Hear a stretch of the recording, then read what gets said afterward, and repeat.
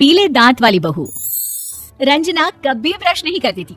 उसे कितनी बार उसके माँ बाप ने डांटा, लेकिन उसका कोई असर उस पर होता ही नहीं था, जिस कारण से उसके दांत पीले पीले हो जाते हैं। शादी के बाद अरे बहू, वैसे तो तुझ में कोई कमी नहीं है, पर तेरे दांत इतने पीले कैसे हैं बेटा? कैसे है मतलब? कोई सर्जरी थोड़ी ना कराई है। वो तो क्या नाम, मैं ब्रश नहीं करती थी तो पीले हो गए। अब क्या करूं?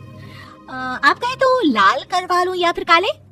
यार ये क्या है, क्यों माँ से लड़ रही हो? लड़ रही हूँ? अरे मैं लड़ रही हूँ या ये बोल रही है कि दांत पीले हैं, पीले। अरे तपस्या थोड़ी ना की है इन्हें पीले करने के लिए। बकायदा ब्रश नहीं किया है 20 साल तक, तब जाकर। छी, कैसी बात कर रही हो? ये उस वक्त तो पीले नहीं थे जब हम लोग तुम्हें देखने आए थे। अरे तब साफ करवा लिया होगा डेंटिस्ट के पास जाकर। अब देखो कैसे पीले पीले लग रहे हैं। रंजना सास की तरफ गुस्से से देखती है। फिर शुरू हो गई पीले पीले पीले।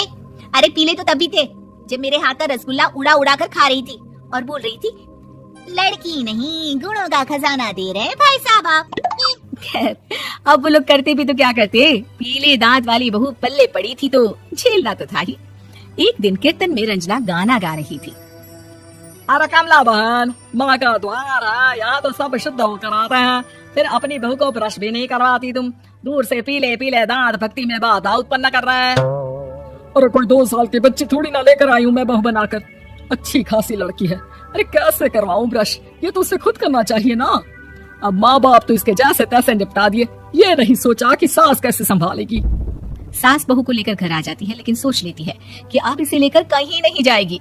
अगले रोज बहू कहती है, अरे क्या हो गया, मंदिर नहीं जाना क्या? कीर्तन का वक्त हो रहा है। मेरी मधुर वाणी से कान्हा जी जागते हैं और सोते हैं। आप तो जानती है ना उनकी भक्ति में कितना मन लगता है मेरा। वो क्या है ना, तबीयत ठीक नहीं लग रही है मेरी, आराम करूंगी मैं। तबीयत ठीक नहीं लग रही? अभी तो मिथुन के गाने पर नाच रही थी आप, और अब बोल रही है कि तबीयत ठीक नहीं लग रही। अरे भक्ति में मन लगा लो सासू माँ, ऊपर जाना है, क्या मुंह दिखाओगी आप? हाँ? सास को बहू की बात पर गुस्सा आ जाता है।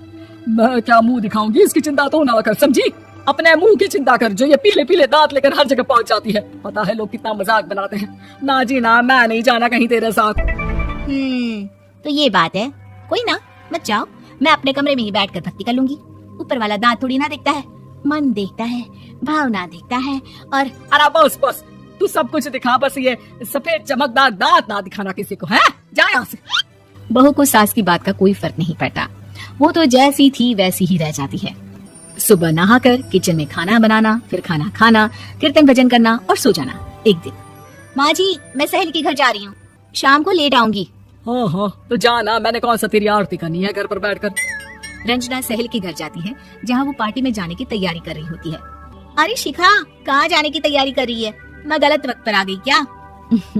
अरे नहीं यार, उल्टा सही वक्त पर आई है।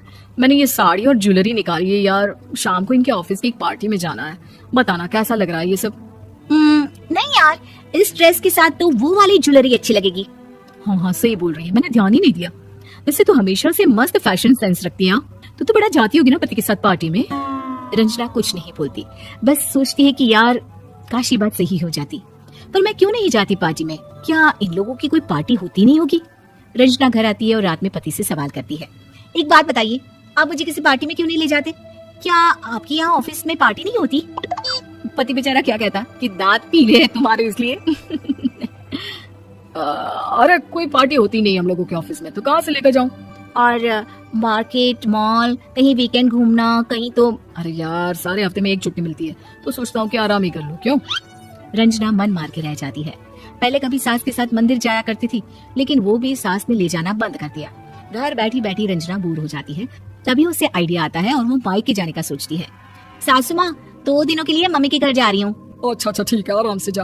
और हाँ, माँ से कुछ अच्छी आदत सीख कर आना कि कैसे शरीर के हर भाग की तरह दांतों की सफाई भी जरूरी होती है, समझी? शुरू हो गई ना आप। वो लोग आपकी तरह नहीं है कि छोटी छोटी बात का बतंगड़ बना दे। उन लोगों के लिए मैं मायने रखती हूँ, ना कि मेरे पीले पीले दांत। रंजना माँ को बिना बताए उन लोगों को सरप्राइज देती है, लेकिन जैसे ही वो दरवाजे पर पहुँचती है, अंदर देखती है कि घर वाले कहीं जा रहे होते हैं। अब माँ, काश रंजना दीदी के दांतों वाली प्रॉब्लम नहीं होती, तो वो भी हम लोगों के साथ चलती ना बुआ जी की बेटी की शादी में। हाँ बेटा, लेकिन अब उसे कौन समझाए कि उसको उसके पीले दांत नहीं दिखते, लेकिन उसके आसपास के लोगों को कितना एम्बैरेसिंग फील कराते हैं। मुझे तो कितनी बार उसके स्कूल की टीचर ने शिकायत की कि उसके साथ कोई लड़की बैठना भी नहीं चाहती, और ना ही कॉलेज में कोई उससे बात करना चाहता था। लेकिन पता नहीं क्यों उसे ये बात समझ में नहीं आती। कोई कमी नहीं है उस लड़की में, बस यही कि दांत पीले हैं। वो तो भला हो जीजा जी और उनकी माँ का, जो दीदी को जैसी है वैसे ही रखा हुआ है। रंजना को अपने घर वालों की बात सुनकर बहुत दुख होता है। वो सोचती है कि वो क्या करे, लेकिन फिर वो सीधा डेंटिस्ट के पास जाती है, अपने दांत चमकाती है और कसम खाती है कि वो रोज ब्रश करेगी। अरे क्या हो गया, तुम तो 2 दिनों के लिए गई थी ना। पर कोई ना, अच्छा है, चलो आ गई तो। रंजना सास के सामने आकर खड़ी हो जाती है और पूरी स्माइल करती है, उसके चमकदार दांतों को दिखाती हुई। चले मंदिर। माँ मुझे माफ कर दीजिए, मैंने आप लोगों को बहुत एम्बैरेसिंग फील करवाया। मैं आज से रोज ब्रश करूंगी।